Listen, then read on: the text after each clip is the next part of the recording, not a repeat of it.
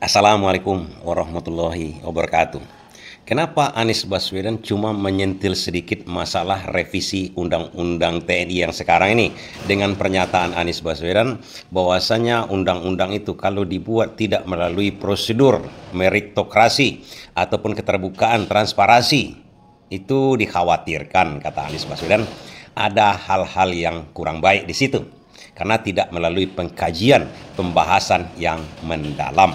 Bisa jadi itu tujuannya baik, tapi implikasinya bisa-bisa buruk karena tidak mendapatkan masukan yang sempurna. Kan itu saja yang dikatakan Anies Baswedan. Dan Anies seakan-akan seolah-olah memang tak menolak apapun ceritanya undang-undang itu yang dibuat oleh DPR dengan pemerintah itu adalah hak pemerintah sekarang, hak pemerintahan Prabowo dengan DPR yang telah dikuasai oleh Prabowo. Apapun undang-undangnya itu akan tetap berlaku.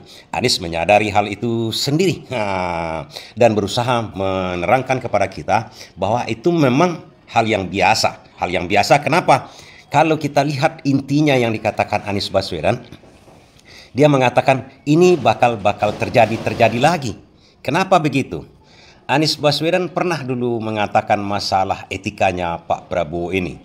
Bukan masalah etikanya Pak Prabowo. Dia menanyakan apa perasaan Pak Prabowo menggandeng, membawa orang yang melanggar konstitusi seperti Gibran. Bukan tanpa dasar kan Anies Baswedan mengatakan Gibran melanggar konstitusi untuk menjadi wapres ini. Contohnya di Mahkamah Konstitusi, pamannya sendiri akhirnya kena kode sidang etik, akhirnya terlempar dari ketua MK. Itu jelas. Tapi tetap Gibran bisa mencalon menjadi cawapres. Itu di situ melanggar etiknya. Bukan salah, bukan kriminal. Kan itu yang dikatakan Anies Baswedan. Dan berdasarkan dari cerminan tingkah laku Prabowo kemarin, di mana dia tidak merasa risih untuk melanggar etik, dalam hal ini revisi Undang-Undang TNI tersebut, cara dia mengundangkan, cara Prabowo dengan DPR sekarang membahas undang-undang itu sebenarnya melanggar etik juga. Tapi tidak salah, tidak kriminal. Kenapa tidak kriminal? Presiden dan DPR itu berhak merubah undang-undang, merevisi undang-undang. Bahkan menyatakan negara kita ini tidak berdasarkan Undang-Undang Dasar 1945 karena Presiden dan DPR itu berhak kok, berhak. Alaskan kata berhak ini dulu. Berhak merubah dan merevisi undang-undang apapun. Karena mereka sudah diberikan jabatan, diberikan kekuasaan oleh itu. Oleh siapa? Oleh undang-undang itu sendiri. Siapa yang membuat undang-undang itu sendiri? Itu adalah mereka, pemerintah dengan DPR yang sebelumnya. Jadi mana yang duluan telur dengan ayam? Itu akan membuat kawan-kawan pusing. Itulah artinya sekarang kira-kira. Jadi Anies Baswedan tidak mempermasalahkan itu. Yang dipermasalahkannya adalah partisipasi publik untuk undang-undang tersebut. Masukan yang kurang. Karena tujuan pembentukan undang-undang itu adalah demi kemaslahatan umat, demi kepentingan rakyat. Sementara rakyat sendiri tidak diberi partisipasi situ, tidak diberikan ruang untuk pembahasan. Ini kan agak lucu. Ini lucunya seperti kita mengatakan anjing panjang ekor, anjing pontong panjang ekor. Anjingnya pontong, panjang ekor, pontong ekor. Kemudian di bawah pohon rindang tak berdaun. Itulah arti sebenar-benarnya. Tapi kita coba kenapa cuma Anies Baswedan menyentil secara ringan, secara ringan hal tersebut. Bisa saya jelaskan kepada kawan-kawan, kita harus menganalisa perpolitikan kita sekarang ini.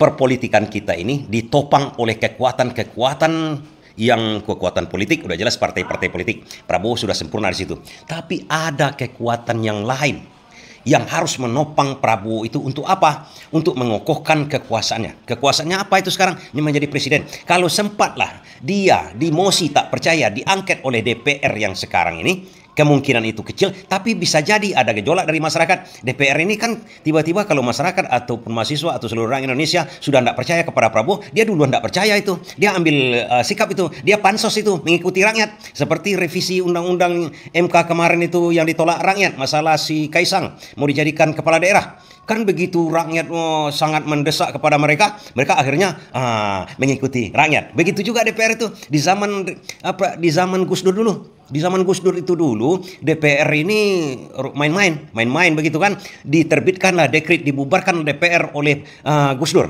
karena dia dilengsarkan oleh DPR. Jadi Gus Dur kan dilengsarkan oleh DPR pada kemarin itu memang terjadi kan, tapi Gus Dur melawan pada waktu itu. Dia suruh amankan polisi untuk perintahkan Kapolri untuk mengamankan dekret itu tersebut. Dekret itu dia bubarkan DPR. DPR melengsarkan dia, aman yang kuat. Jadi Gus Dur akhirnya lengser gara-gara Kapolri tak mau mengikuti dia.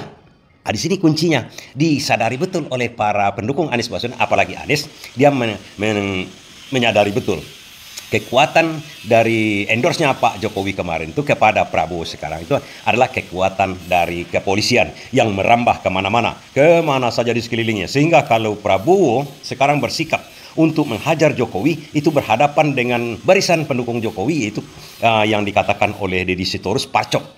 Pacok itulah yang sekarang berada di sekitar, yang di sekeliling Prabowo untuk membentengi Prabowo agar mengikuti arahan dari Jokowi. Itulah yang seperti yang dikatakan oleh Deddy Sitorus dari PDIP. Nah, makanya sekarang revisi Undang-Undang TNI itu dimungkinkan, diperlukan oleh Prabowo. Karena dia tidak punya senjata. Dia boleh dikatakan seperti seorang pangeran atau raja yang sekarang ini tidak mempunyai senjata apa-apa. Senjatanya seharusnya ada di kepolisian, di ketentaraan, dan lain-lain.